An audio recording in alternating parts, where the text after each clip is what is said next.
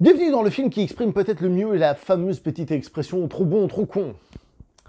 Et comme je sais que vous savez lire, vous l'avez vu sur la miniature, donc vous dites « mais qu'est-ce que t'es con, toi, c'est pas possible, t'es trop con !» Je vous laisse deviner aussi ce que ça sous-entend. Bienvenue chez le gros parleur de l'action et du ciné d'auteur. Bonjour à vous les cinéphiles et bienvenue dans cette critique en post-projection du film Hitman and Bodyguard 2. Je dis bien 2 et pas tout, parce que en fait c'est le titre français.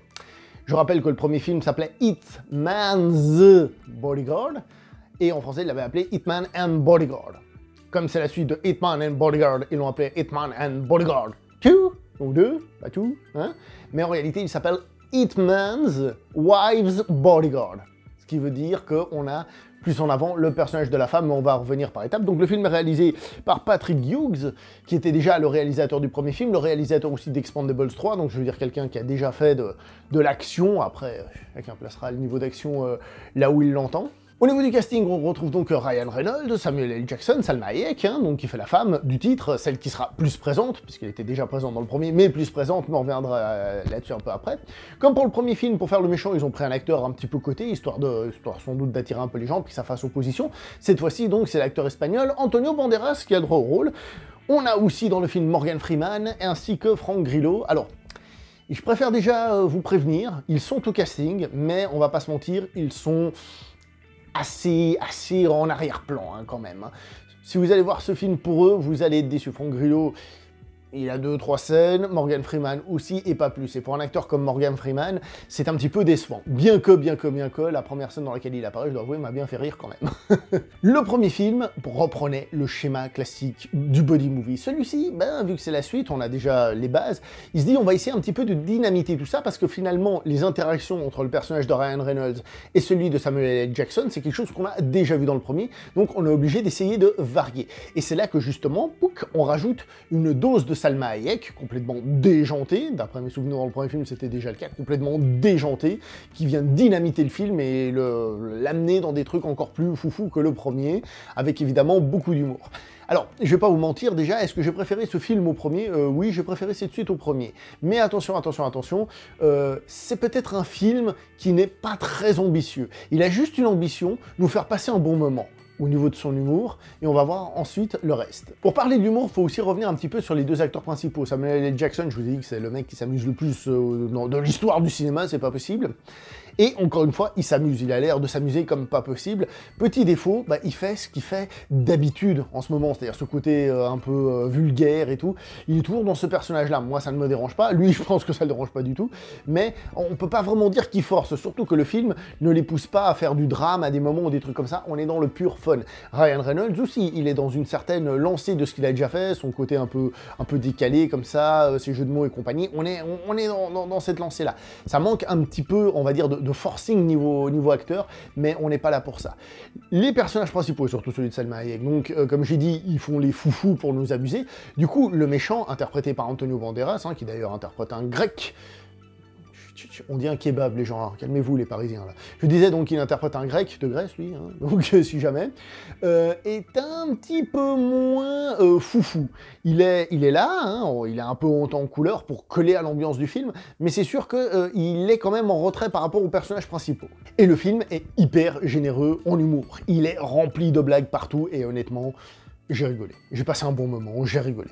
En plus, le film se passe en Europe, en Italie et compagnie. Je me suis dit, avec Luca, il doit y avoir une mode en ce moment aux États-Unis avec l'Italie, je sais plus ce qui se passe, donc Luca, le dernier film de Pixar, là. Et donc, comme on est là, il y a du soleil, et puis voilà, c'est un film d'été qui passe bien, et que demande le peuple à ce niveau-là, tout va bien.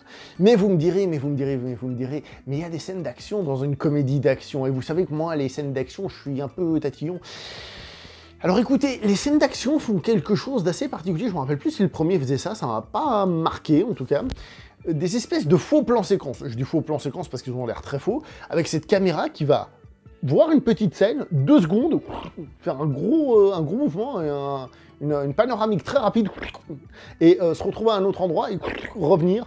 Truc tout bête, je sais pas moi, la personne est par terre, on voit le gars qui tombe. Caméra, on revient sur l'adversaire qui sort un flingue pour lui tirer dessus. Caméra, la personne prend quelque chose par terre pour se protéger. Donc, on a et une mise en scène dynamique, moderne, très cutée, très rapide, et avec ces effets de caméra, on essaye de nous donner une sensation de continuité, de plan séquence et tout ça. Alors bon, on n'est pas bête, hein, on sait que c'est du fake, hein, mais malgré tout, je dois le dire, les scènes d'action m'ont paru lisibles. Pas tout à la perfection et tout ça, hein, mais tout est relativement lisible, bien plus que certains films d'action. Hein. Et comme ça, de premier abord, hein, je vous avoue que le premier film, je ne l'ai pas revu, mais au premier abord, j'ai l'impression d'être plus satisfait par les scènes d'action de ce film-là que celles du premier film. Dans mon souvenir, les scènes d'action du premier film étaient, voilà, bon, on s'en fout, c'est une comédie avant tout. Là, ça me paraît un petit peu plus correct. C'est toujours très cuté, très moderne et tout ça. Le souci des scènes d'action, eh ben, ça vient de l'humour. C'est pour ça que j'ai passé un petit peu de temps là-dessus avant.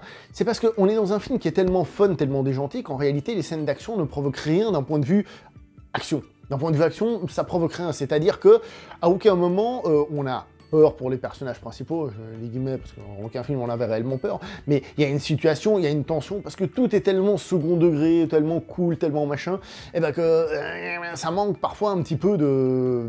Voilà. Sur la fin du film, ça fonctionne peut-être un tout petit poil plus, mais il n'y a pas non plus grand-chose de folichon. Voilà, c'est vraiment dommage.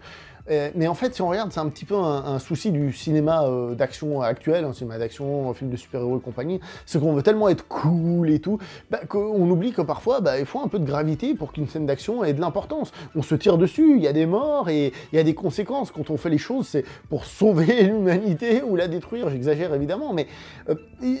on ressent pas trop ça et c'est un petit peu dommage. Les scènes d'action, justement, se veulent plutôt bourrines, mais bourrines dans le sens comique. Hein. Par exemple, justement, la femme de Samuel L. Jackson dans le film, donc Salma Hayek, qui va faire genre prendre une mitraillette, mitrailler tout le monde en mode sauvage. Il y a un côté très bourrin dans le film qui fait partie de l'humour, de ce ton décalé, qui est aussi présent dans les scènes d'action, comme je vous disais tout à l'heure.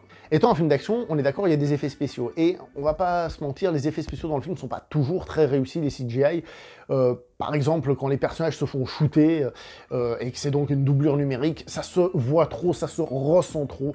Et c'est un petit peu dommage, surtout pour un film qui avait cartonné, je pense au premier. Donc là, on aurait pu imaginer un peu plus d'ambition à ce niveau-là. Ça crée encore un petit décalage entre guillemets comique. C'est pas que ce soit comique en tant que tel, mais vu que t'es là en mode cool, tu dis bon, c'est cool quoi.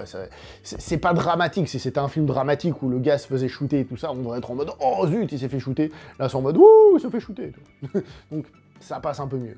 Précisons aussi concernant l'humour que le film est un film d'action, mais comme il se veut tellement fun, il n'a pas peur d'aller à fond et même parfois de parodier des scènes d'action, genre les mecs qui s'équipent en armes ou des trucs comme ça. Il y a plein de petits stéréotypes, le type qui part avec l'explosion de la bagnole derrière. Il y a plein de stéréotypes du genre. Et la question est toujours un petit peu compliquée dans ce genre de film, c'est à quel point est-ce que c'est stéréotypé ou à quel point est-ce qu'ils mettent les pieds dans le plat. Oui, c'est une comédie, c'est stéréotypé, mais à quel point, des fois, ils en profitent pas. Dire, ouais, allez, c'est un stéréotype, on en profite. Voilà. Scénaristiquement, on va pas se mentir, le scénario, le film, l'histoire, on s'en fout, et elle est très... On s'en fout, quoi. On s'en fout. Elle est pas terrible, on s'en fout complètement. On va pas se mentir, on s'en fout complètement. Petite pensée pour certains amis grecs que j'ai, qui d'ailleurs s'étaient offusqués à l'époque, je sais plus exactement quelle décision avait été prise, peut-être au niveau de l'Europe ou autre, qui, je pense, se reconnaîtront avec le méchant du film, mais qui en même temps seront pas très contents de la manière dont agissent les méchants et comment sont montrés les méchants grecs du film. Les connaissant et étant un petit peu vachement patriotes, je pense qu'ils vont pas aimer, mais pas du tout. Il paraît que le film se fait ramasser par les critiques aux États-Unis. Je suis choqué, en fait non, je m'en bats les reins comme d'habitude des critiques aux États-Unis. Il paraît que le film se fait défoncer. Évidemment, faut voir ce film pour ce qu'il est, pour ce qu'il propose. Oui, ce n'est pas un film intelligent, je l'ai dit, il n'y a pas de scénario, c'est que de l'humour un peu bête, vulgaire, souvent, et tout ce qui va avec. Mais on est là pour passer un bon moment, un petit film d'action sympa. On n'est pas en train de chercher le film d'action super bien réalisé, on n'est pas face à un vrai film d'action, on est face à une comédie avec un zeste d'action, et on est là juste pour passer un bon petit moment, on n'est pas là pour philosopher aux gens c'est trop rien. Alors, ça ne veut pas dire, attention, que le film n'aurait pas pu ou dû être meilleur dans l'absolu, hein.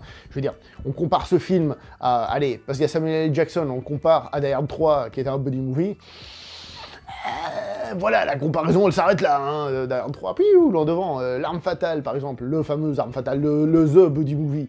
Bah, qu'est-ce qu'il y a? Il y a de l'humour, il y a de l'action, mais il y a aussi une touche de drame dedans, qui fait que, il y a d'autres trucs. Là, c'est un film en mode popcorn, un film très moderne à ce niveau-là, et je sais que certains vont gueuler.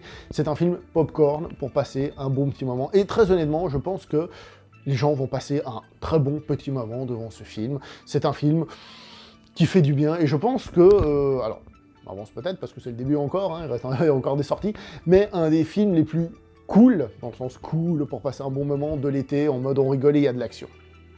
Voilà. Est-ce que je vous conseille de voir ce film? Oui, en étant prévenu, en sachant ce qu'on va voir, et à partir de là, voilà, vous faites votre choix. Moi, je vais m'arrêter là pour cette vidéo, mais vous ne vous arrêtez pas là, parce que vous likez, vous partagez, vous commentez, etc., etc. Allez, on se voit prochainement pour une prochaine vidéo, portez-vous bien, ciao tout le monde.